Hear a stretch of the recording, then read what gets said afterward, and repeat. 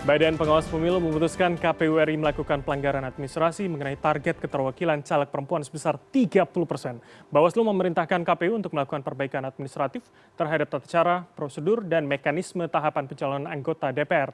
Lalu seperti apa kemudian proses serta kronologinya? Apakah kemudian hal ini akan mengubah proses pemilu yang kini sudah berjalan? Dan untuk membahasnya sudah bersama kami, Direktur Eksekutif NetGrid yang juga mantan Komisioner KPU Hadar Nafis Gumai. Pak Hadar, selamat malam. Terima kasih. Selamat malam. Ya. Sudah hadir ke kami. Senang bisa hadir di sini. Oke, senang sekali bisa membahas dengan Anda, salah satu pihak yang mengajukan gugatan pula. Kami sedikit merangkumkan begitu apa yang terjadi, kemudian sambil kita coret begitu ya, Pak Hadar. Paling tidak apa yang dikatakan oleh Bawaslu, KPU melakukan pelanggaran administratif karena dianggap lamban. Kemudian selain mengaplikasikan. prosedurnya salah, tidak sesuai dengan peraturan, bukan saja lamban. Oke, bisa Anda paling tidak jelaskan lebih rinci lamban dan kemudian tidak sesuai, seperti apa kemudian? Kalau lamban sebetulnya sudah ada putusan dari Mahkamah Agung yang menyatakan pengaturan yang terkait itu tidak sesuai dengan undang-undang, jadi dibatalkan. Nah, seharusnya penyelenggara pemilu itu cepat merespon, karena kan proses pencalonan ini terus berjalan. Betul. Dan kalau ada perubahan akibat ada pelanggaran administratif ini, maka butuh waktu untuk menatanya kembali. Kira-kira begitu. Nah, itu tidak dilakukan. Bahkan KPU kita ini mengajukan lagi surat kepada Mahkamah Agung untuk meminta fatwa. Padahal putusan Mahkamah Agung itu berlaku sejak dibacakan. Dan itu adalah putusan yang final dan mengikat. Oke, Pak Hadar, saya perjelas sedikit. Ini soal pembulatan ke bawah begitu ya? Ya. Oke, Jadi dalam penghitungan seberapa besar 30% itu kan mungkin saja ada di belakang koma. Nah, selama ini kalau ada di belakang koma, itu selalu pembulatannya ke atas. Tetapi kali ini KPU karena ada permintaan melalui rapat konsultasi bentuk konsinyering di DPR kita melalui Komisi 2, diikuti permintaan tersebut di mana kalau ada kurang dari 50, hal yang biasa dalam menghitung matematik kan, dibulatkannya ke bawah. Betul. Akibat pembulatan ke bawah, maka di dapil-dapil tertentu, di jumlah daftar calon tertentu, itu sangat mungkin terjadi dan akhirnya terjadi pencalonan daftar pemilih yang terkait itu kurang dari 30%. Artinya hangus kemudian? Ya, artinya tidak sesuai dengan undang-undang. Nah, kalau di dalam penerapannya selama ini, kalau tidak sesuai dengan undang-undang, karena ini pengaturan persyaratan pengajuan daftar calon, maka ya tidak memenuhi syarat. Kalau tidak memenuhi syarat, artinya partai politik itu daftar calonnya tidak bisa ditetapkan. Kalau tidak bisa ditetapkan berarti tidak ada daftar calon di dapil-dapil tersebut. Kalau tidak ada daftar calon berarti tidak bisa ikut pemilihan atau pemilu di dapil terkait. Artinya secara keseluruhan akhirnya mempengaruhi paling tidak persentase 30 untuk nasional begitu ya Pak? Untuk kemudian partai tersebut ya? Iya, betul. Begini, 30% minimal pencapaian secara nasional itu sebetulnya tidak ada pengaturan sama sekali. Jadi batasan 30% itu harusnya diberlakukan di setiap dapil. Nah, bukan secara nasional artinya. Bukan secara nasional. Nah, ini yang kemudian membingungkan kita kan. KPU selalu saja mengumumkan secara nasional. Sudah dicapai.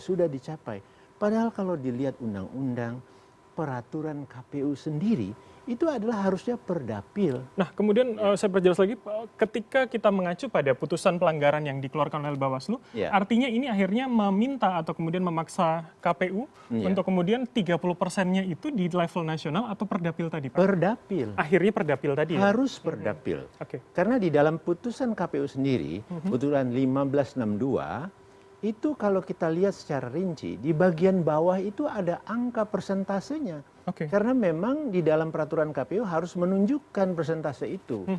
Nah, itu kelihatan di dapil-dapil itu ada 267 yang kurang dari 30% untuk DPR RI saja. Menarik. Berarti artinya yang kemudian dikemukakan oleh Pak Herwin Malonda kemarin, salah satu majelis dalam sidang mengatakan bahwa DCT DPR RI 17 parpol ini kurang dari 30, artinya per dapil tadi ya? Kita kembalikan pada definisi ini tadi begitu ya? Iya, per dapil. Jadi jumlahnya itu ada 267. Jadi artinya itu tersebar di banyak dapil. Secara total kan DPR RI itu daerah pemilihannya ada 84. Betul. Nah, 84 ada 17 partai politik.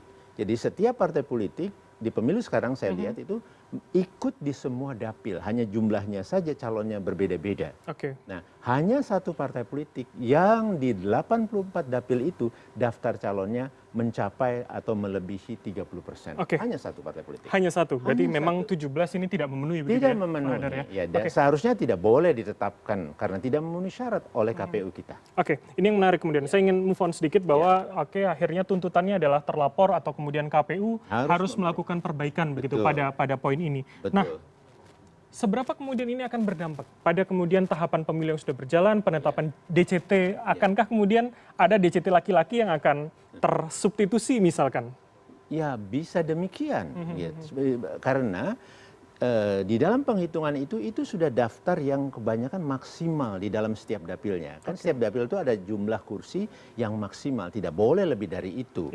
Nah, jadi selama ini yang kurang itu artinya itu memang sudah diisi oleh calon laki-laki. Nah, sehingga dalam perubahan yang harus dilakukan ini, ya kemungkinan ada tarik-menarik di dalam partai politik masing-masing. Atau cara kedua adalah mengurangi sehingga jadi jumlah misalnya ada 7 kursi, maka perempuannya seharusnya 3, tapi sekarang hanya 2. Maka dikurangi 7 kursi ini hanya mencalonkan bukan 7 orang, tetapi 6 orang. Jadi artinya yang 2 tadi memasuki 30% begitu ya? Betul. Itu sudah pernah dilakukan di pemilu sebelumnya. Ada kasus, hanya satu kasus pernah di pemilu 2014 saat saya di KPU.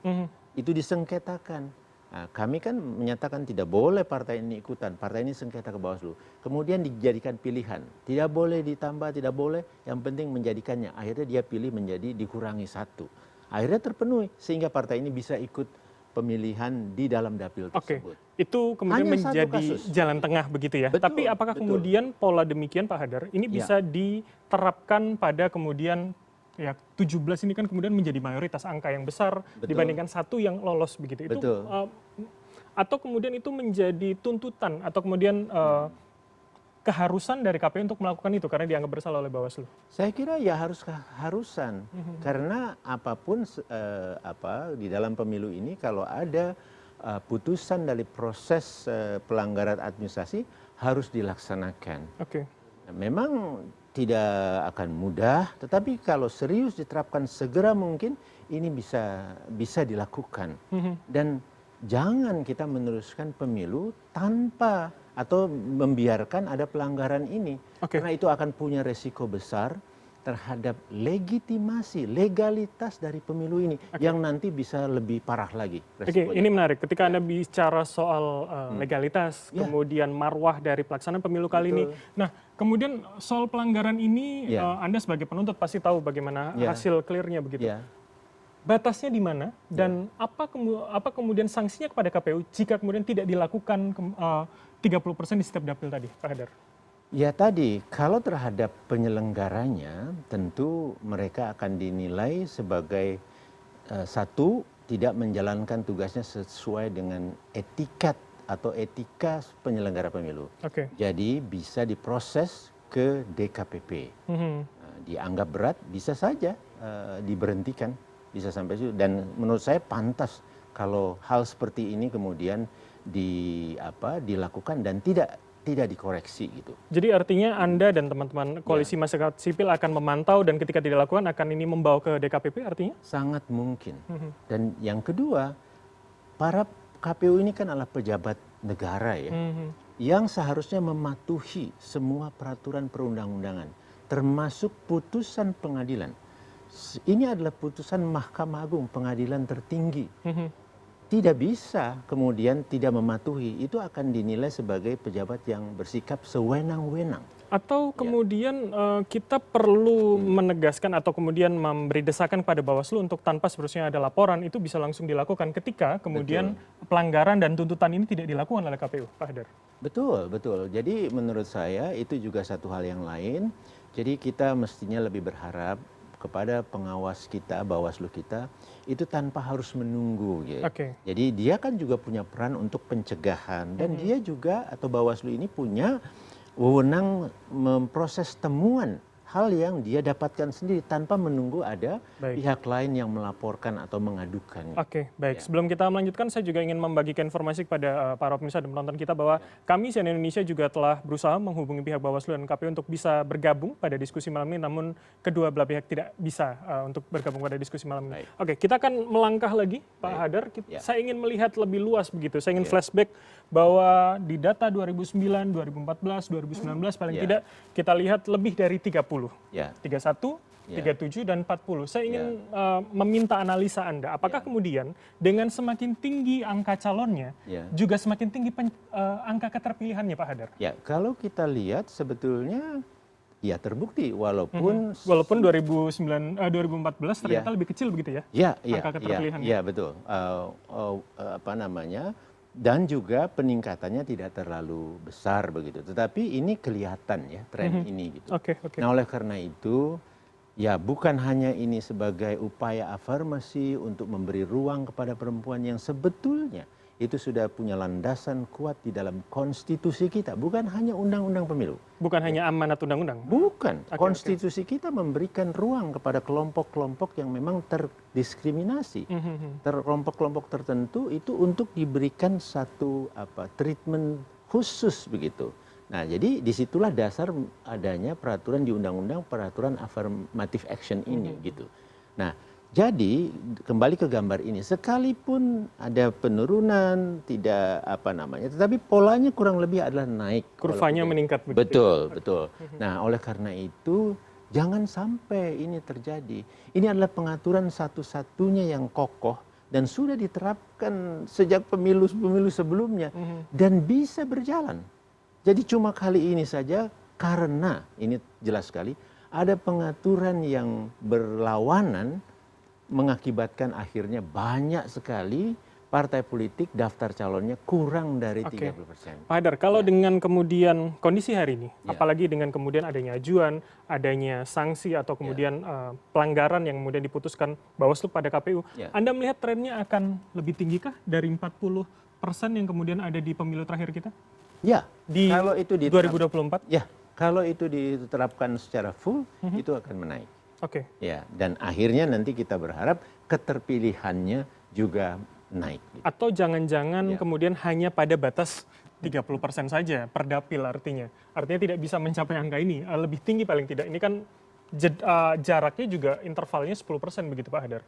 Ya, jadi begini, angka ini pun sebetulnya itu adalah angka yang secara keseluruhan.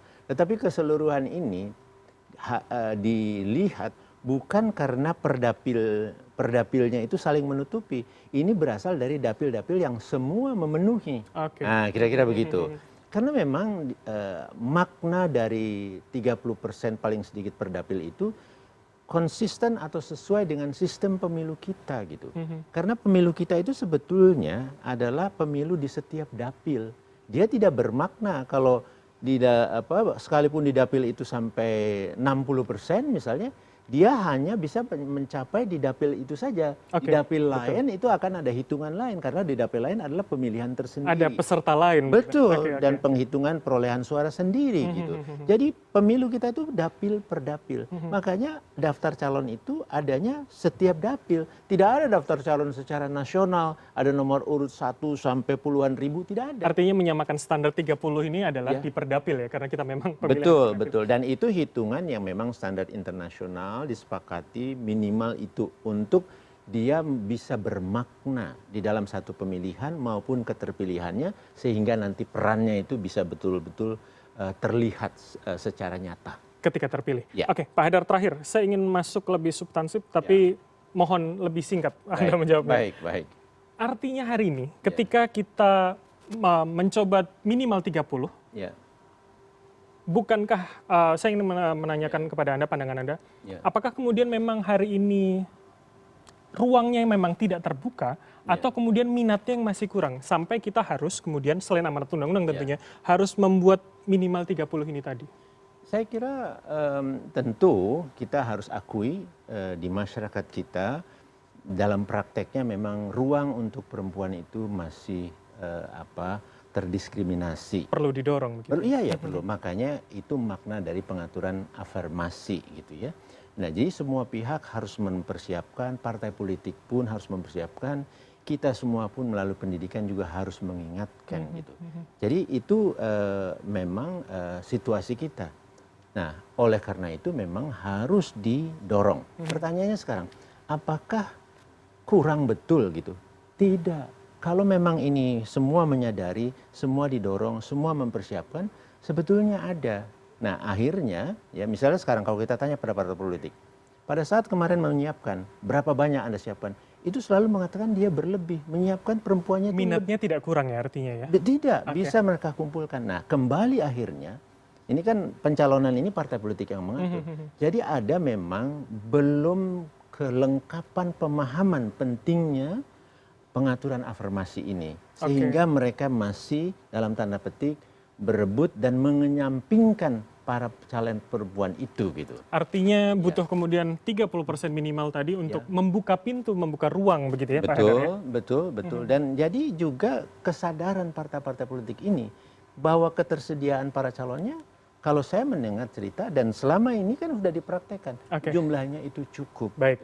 Oke, harapannya tentu dengan semua ini akan meningkatkan angka partisipasi dan juga paling tidak keterwakilan ketika pemilihan dan juga keterwakilan dalam keterpilihan. Terima kasih Pak Hadar atas waktu. Mudah-mudahan bermanfaat dan saya berharap KPU betul-betul segera melaksanakan ini supaya bermakna. Dan kita pantau bersama tentunya. Baik, tentu. Mohon bantuan CNN. Terima kasih Pak Hadar atas waktu dan insight dari Anda. Dan bermanfaat.